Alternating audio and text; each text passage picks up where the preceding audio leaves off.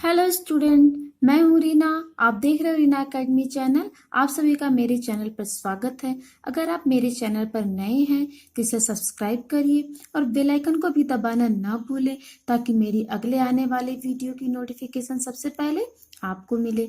मैं अपने आज के इस वीडियो में आपके लिए लाई हूँ एनसीईआरटी क्लास 4 हिंदी पुस्तक रिमझिम का लेसन नंबर 12 यानी पाठ 12, जिसका शीर्षक है सुनीता की पहिया कुर्सी। तो बच्चों, इसमें एक सुनीता नाम की लड़की की कहानी बताई गई है जो कि अपने पैर से दिव्यांग है, यानी उसके पैर काम नहीं करते हैं और वो अपनी पहिया कुर्सी पर बैठकर ही अपने पूरे काम को करती है। तो बच्चों, आप सभी बने रहिए, लास्ट तक इस वीडियो को देखिए। इस वीडियो के अंत तक आपको इस कहानी की संपूर्ण व्याख्या और इसके प्रश्न अभ्यास मिलेंगे। तो आइए अब हम इस कहानी को पढ़ना और समझना शुरू करते हैं। सुनीता सुबह 7 बजे सोकर उठी। कुछ देर तो वह अपने बिस्तर पर ही बैठी रही। वह सोच रही थी कि आज उसे क्या क्या काम करने हैं। उसे याद आया कि आज तो बाजार जाना है। सोचते ही उसकी आंखों में चमक आ गई। सुनीता आज पहली बार अकेले बाजार जाने वाली थी। अर्थात बच्चों, जब हम सुबह सो के उठते हैं तो अपने पूरे दिन की प्लानिंग करते हैं कि हमें आज क्या क्या काम करना है। ठीक वैसे ही सुनीता जो है, जब सो के उठी तो वो मैंने मन में सोचने लगी मुझे आज क्या क्या काम करने हैं। तो उसे याद आया उसे तो आज बाजार जाना है और आज पहली बार ऐसा मौका था जब सुनीता अकेले अपनी पहिया कुर्सी से बाजार जाने वाली थी। उसने अपनी टांगों को हाथ से पकड़कर खींचा और उन्हें पलंग के नीचे की ओर लटकाया। फिर पलंग का सहारा लेती हुई अपनी पहिया कुर्सी तक बढ़ी। सुनीता चलने फिरने के लिए पहिया कुर्सी की मदद लेती थी। इसलिए बच्चों वो मदद लेती थी क्योंकि वो दिव्यांग थी, उसके पैर काम नहीं करते थे। आज वह सभी काम फुर्ती से निपटाना चाहती थी। हालांकि कपड़े बदलना, जूते पहनना आदि उसके लिए कठिन काम है, पर अपने रोजाना के काम करने के लिए उसने स्वयं ही कई तरीके ढूंढ निकाले हैं। यानी उसके पैर काम नहीं करते थे और उसको खुद से के लिए अपने कपड़े बदलना, अपने हाथ से कपड़े लेना, जूते उठाना, जूते पहनने, सब बहुत ज़्यादा मुश्किल काम थे, डिफिकल्ट काम थे। लेकिन इन डेली की रोज़मर्रा के अपने खुद के काम के लिए सुनीता ने कई आसान तरीके बना लिए थे जिससे वो अपने कामों को आसानी से कर लेती थी। 8 बजे सुनीता नहा धोकर तैयार हो गई।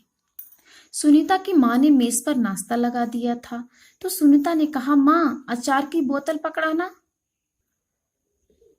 तो सुनीता की माँ ने रसोई घर से जवाब दिया, अलमारी में रखी है, ले लो। सुनीता खुद जाकर अचार ले आई। नाश्ता करते करते उसने अपनी माँ से पूछा, माँ बाजार से क्या क्या लाना है? उसकी माँ ने कहा, 1 किलो चीनी लानी है, पर क्या तुम अकेले संभाल लोगी? सुनीता ने कहा, पक्का। उसने मुस्कुराते हुए अपनी माँ को जवाब दिया। सुनीता ने माँ से झोला और रुपए लिए। अपनी पहिया कुर्सी पर बैठकर वह बाजार की ओर चल दी। सुनीता को सड़क की जिंदगी देखने में मजा आता था। चूंकि आज छुट्टी है इसलिए हर जगह बच्चे खेलते हुए दिखाई दे रहे थे।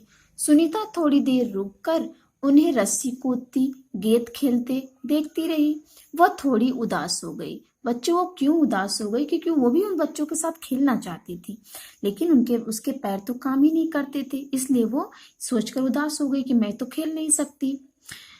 खेल के मैदान में उसे एक लड़की दिखी जिसकी माँ उसे वापस लेने के लिए आई थी। दोनों एक दूसरे को टुकुर टुकुर देखने लगी। टुकुर टुकुर मतलब एक टक देखना। ठीक है बच्चों, तो जो लड़की खेल के मैदान में खेल रही थी वो भी सुनीता को देख रही थी, सुनीता उसे देख रही थी।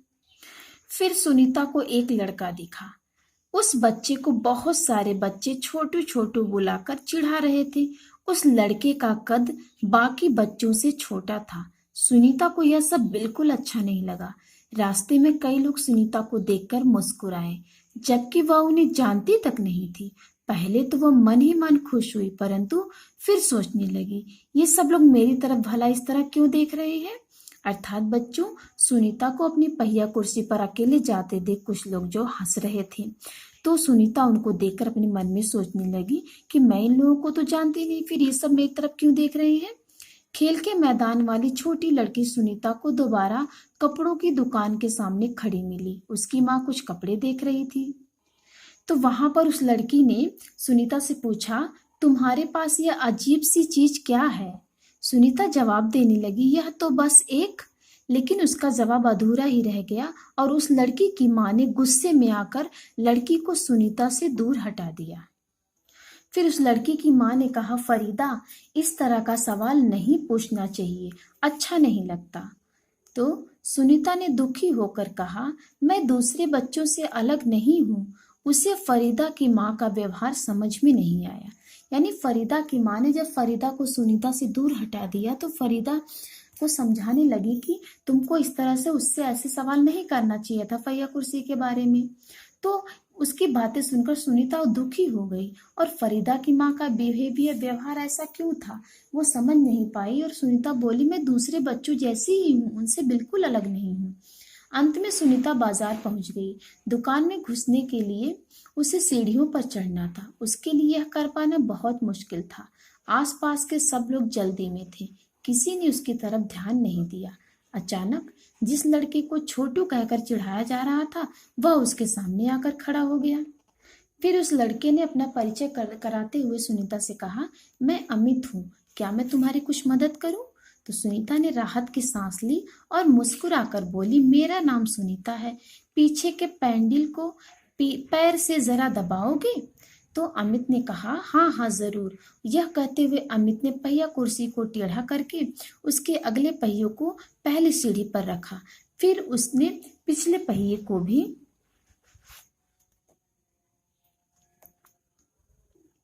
ऊपर चढ़ाया। सुनीता ने अमित को धन्यवाद दिया और कहा, अब मैं दुकान तक खुद पहुंच सकती हूँ। दुकान में पहुंचकर सुनीता ने 1 किलो चीनी मांगी। दुकानदार ने उसे देखकर मुस्कुराया और चीनी की थैली पकड़ने के लिए उसने हाथ आगे बढ़ाया ही था कि दुकानदार ने थैली उसकी गोद में रख दी। सुनीता ने गुस्से से कहा, मैं भी दूसरों की तरह खुद अपने आप सामान ले सकती हूँ। उसे दुकानदार का व्यवहार बिल्कुल अच्छा नहीं लगा। चीनी लेकर सुनीता और अमित बाहर निकले। अर्थात बच्चों, जो दुकानदार था उसने देखा कि सुनीता का पैर सही नहीं है, वो अपने पैरों पर नहीं खड़ी हो सकती, तो ऐसा करके तरस खाकर उसने चीनी सुनीता की गोद में पकड़ा दिया। लेकिन सुनीता को उसका व्यवहार अच्छा नहीं लगा क्योंकि उसने अपने हाथों को आगे बढ़ाया था चीनी को पकड़ने के लिए, लेकिन दुकानदार ने उसके हाथों में चीनी का थैला नहीं पकड़ाया। फिर चीनी लेकर जब अमित और सुनीता बाहर निकले तो सुनीता ने कहा, लोग मेरे साथ ऐसा व्यवहार करते हैं जैसे कि मैं कोई अजीबोगरीब लड़की हूँ। अमित ने कहा, शायद तुम्हारी पहिया कुर्सी के कारण ही वे ऐसा व्यवहार करते हैं। तो सुनीता ने कहा, पर इस कुर्सी में भला ऐसी क्या खास बात है, मैं तो बचपन से ही इस पर बैठकर इसे चलाती हूँ। अमित ने पूछा, पर तुम इस पर क्यों बैठती हो? तो सुनीता ने जवाब दिया, मैं पैरों से चल नहीं सकती, इस पहिया कुर्सी के पहियों को घुमाकर ही मैं चल फिर पाती हूँ। लेकिन फिर भी मैं दूसरे बच्चों से अलग नहीं हूँ, मैं वे सारे काम कर सकती हूँ जो दूसरे बच्चे कर सकते हैं। सुनीता ने कहा। अमित ने अपना सिर ना में हिलाया और कहा, मैं भी वे सारे काम कर सकता हूँ जो दूसरे बच्चे कर सकते हैं, पर मैं भी दूसरे बच्चों से अलग हूँ, इसी तरह तुम भी अलग हो। अर्थात बच्चों, सुनीता की बात से जो अमित था वो सहमत नहीं था। उसने कहा, नहीं, हम दूसरे बच्चों जैसे नहीं हैं, तुम पैर से नहीं चल सकती और मैं दूसरे बच्चों जैसे काम तो कर लेता हूँ, लेकिन उनकी तरह मैं लंबा नहीं हूँ, इसलिए हम उन दोनों दूसरे बच्चों जैसे नहीं है। सुनीता ने कहा, नहीं, हम दोनों दूसरे बच्चों जैसे ही हैं। अमित ने दोबारा अपना सिर ना में हिलाया और कहा, देखो, तुम पहिया कुर्सी पर बैठकर चलती हो, मेरा कद बहुत छोटा है, हम दोनों ही बाकी लोगों से कुछ अलग है। सुनीता कुछ सोचने लगी। उसने अपनी पहिया कुर्सी आगे की ओर खिसकाई। अमित भी उसके साथ साथ चलने लगा। सड़क पार करते समय सुनीता को फरीदा फिर नजर आई। इस बार फरीदा ने कोई सवाल नहीं पूछा। अमित झट से सुनीता की पहिया कुर्सी के पीछे चढ़ गया। फिर दोनों पहिया कुर्सी पर सवार होकर तेजी से सड़क पर आगे बढ़े। फरीदा भी उनके साथ साथ दौड़ी। इस बार भी लोगों ने उन्हें घूरा, परंतु अब सुनीता को उनकी परवाह नहीं थी। अर्थात बच्चों, सुनीता समझ चुकी थी कि वे जो घूरने वाले लोग हैं वे उसे सब बच्चों से अलग समझते हैं, लेकिन सुनीता खुद को और उसकी कमी के साथ उसने जीना सीख लिया था और उसने सोचा कि अगर मैं इस तरह से सबके व्यवहार पर बार बार खींचूंगी तो इस पर मेरा ही नुकसान है, इसलिए उसने बिना ध्यान दिए जो है सुनीता आगे बढ़ गई। तो बच्चों, अब हम इसके प्रश्न अभ्यास को करेंगे। कहानी से सुनीता को सब लोग गौर से क्यों देख रहे थे? इसका उत्तर होगा, सुनीता दिव्यांग थी और वो अपनी पहिया कुर्सी से अकेले बाजार गई थी, तभी सब लोग उसे गौर से देख रहे थे। दूसरा प्रश्न है बच्चों, सुनीता को दुकानदार का व्यवहार क्यों बुरा लगा? इसका उत्तर होगा, दुकानदार ने सामान सुनीता की गोद में रख दिया था, तभी सुनीता को दुकानदार का व्यवहार बुरा लगा। ठीक है बच्चों, दुकानदार ने सामान सुनीता की गोद में रख दिया था, तभी सुनीता को दुकानदार का व्यवहार अच्छा नहीं लगा। अब नेक्स्ट है मजेदार। सुनीता को सड़क की जिंदगी देखने में मजा आता है। इसमें क प्रश्न है, तुम्हारे विचार से सुनीता को सड़क देखना अच्छा क्यों लगता होगा? इसका उत्तर हम लिखेंगे, हमारे विचार से सड़क पर बहुत से लोगों को आते जाते देखकर सुनीता को अच्छा लगता होगा।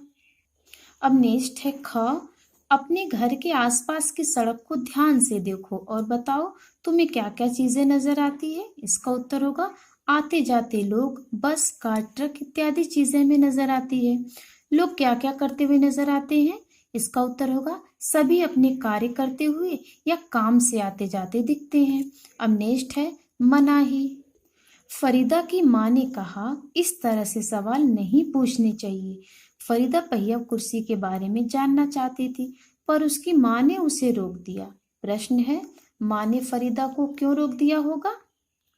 इसका उत्तर होगा, फरीदा को सुनीता के पास जाने से माँ ने इसलिए रोका क्योंकि उनको लगा होगा कि फरीदा अगर पहिया कुर्सी के बारे में पूछेगी तो सुनीता दुखी होगी। अब नेक्स्ट है, क्या फरीदा को पहिया कुर्सी के बारे में नहीं पूछना चाहिए था? तुम्हें क्या लगता है? इसका उत्तर होगा, हमें लगता है कि फरीदा को पहिया कुर्सी के बारे में जानने की उत्सुकता थी, इसलिए फरीदा पूछ रही थी, तो उसे बताना चाहिए था, क्योंकि बच्चे जब कोई नई चीज देखते हैं तो उनके मन में उसके बारे में जानने की उत्सुकता होती है। ठीक है बच्चों, अब नेक्स्ट प्रश्न है, क्या तुम्हें भी कोई काम करने या कोई बात कहने से मना किया जाता है? कौन मना करता है? कब मना करता है? इसका उत्तर हम लिखेंगे, हाँ, हमें भी गलत काम करने या गलत बात बोलने से मना किया जाता है। मम्मी पापा तथा टीचर मना करते हैं जब हम गलत काम करते हैं या गलत बात बोलते हैं। ठीक है बच्चों, यानी हम गलत काम नहीं करेंगे, गलत बात नहीं बोलेंगे, इसके लिए हमें हमारे मम्मी पापा और टीचर मना करते हैं। ठीक है, अब नेक्स्ट है, मैं भी कुछ कर सकती हूँ। यदि सुनीता तुम्हारी पाठशाला में आए तो उसे किन किन कामों में परेशानी आएगी? इसका उत्तर हम लिखेंगे, उसे सीढ़ियां चढ़ने में, अपनी कक्षा में जाने में तथा अन्य बच्चों के साथ खेलने में परेशानी आएगी। अब नेक्स्ट प्रश्न है, उसे यह परेशानी न हो इसके लिए अपनी पाठशाला में क्या तुम कुछ बदलाव सुझा सकती हो? इसका उत्तर होगा, इसके लिए हम ढलादार सीढ़ियां बनवाएंगे जिससे सुनीता अपनी पहिया कुर्सी से आसानी से सीढ़ियां पार कर अपनी कक्षा में जा सके। कुछ खेल दिव्यांग बच्चों के हिसाब से भी खेलने की व्यवस्था होनी चाहिए जिससे वे बच्चे खेल सके।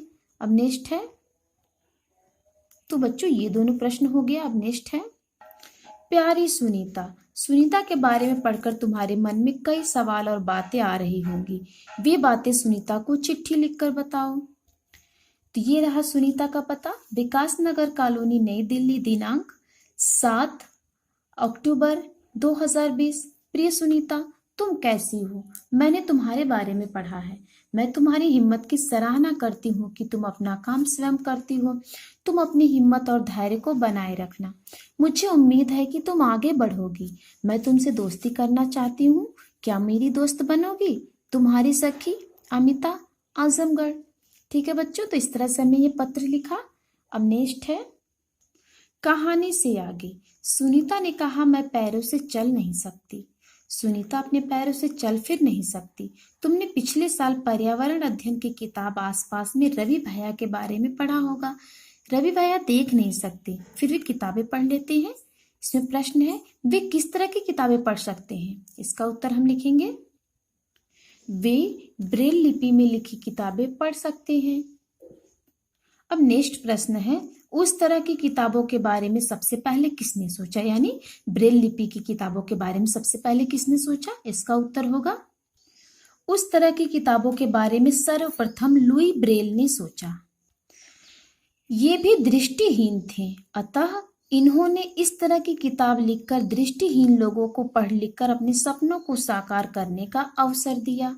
बच्चों, जो लुई ब्रेल थे ये भी दृष्टिहीन थे, यानी ये देख नहीं सकते थे। इसलिए इन्होंने सोचा कि हम अंधों के पढ़ने लिखने का कोई जरिया ही नहीं है, इसलिए उन्होंने इस ब्रेल लिपि को जो है जन्म दिया, इसका आविष्कार किया, जिससे जो है ये कुछ उभरी हुई लिखावटें होती जिसको स्पर्श करके छू करके अंधे लोग, जो दृष्टिहीन लोग होते हैं, दिव्यांग होते हैं दृष्टि से, वे लोग अपनी पढ़ाई लिखाई कंप्लीट करके जो भी उनको अपना सपना जो देखते हैं कि मैं ये बनूंगा, वो जो है इस तरह से अपने सपनों को साकार करते हैं। आसपास के कुछ लोगों, ऐसे लोगों के बारे में भी बात की गई जो सुन बोल नहीं सकते।